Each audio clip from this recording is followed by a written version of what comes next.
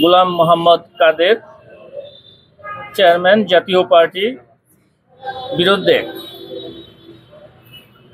মনোনয়ন বাণিজ্য, পদ বাণিজ্য এবং অর্থ পাচার সহ জ্ঞাত আয়ের উৎস বহির্ভূত সম্পদ অর্জনের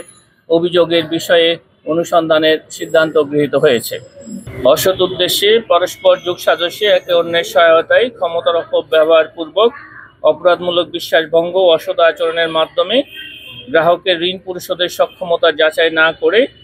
ঋণ মঞ্জুরি পত্রের শর্ত পরিপালন না করে এবং প্রকল্প সম্পর্কে মিথ্যা তথ্য দিয়ে prime bank PLC jubilee road শাখা চট্টগ্রাম হতে 100 কোটি টাকা স্থানান্তর, হস্তান্তর এবং রূপান্তরের মাধ্যমে অবস্থান গোপন করে প্রকল্প ঋণের মূল ঋণ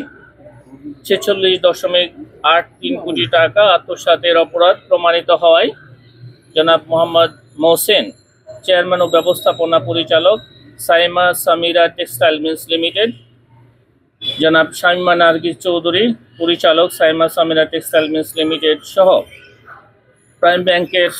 ব্যবস্থাপনা পরিচালক জনাব মোহাম্মদ এহসান খুসরু সহ ব্যাংকের অন্যান্য কর্মকর্তার বিরুদ্ধে দণ্ডবিধি 409, দুর্নীতি প্রতিরোধ আইন 1947 এবং মানি লন্ডারিং প্রতিরোধ আইন 2012 সংশ্লিষ্ট ধারায় আরও একটি মামলা রুজু হয়েছে।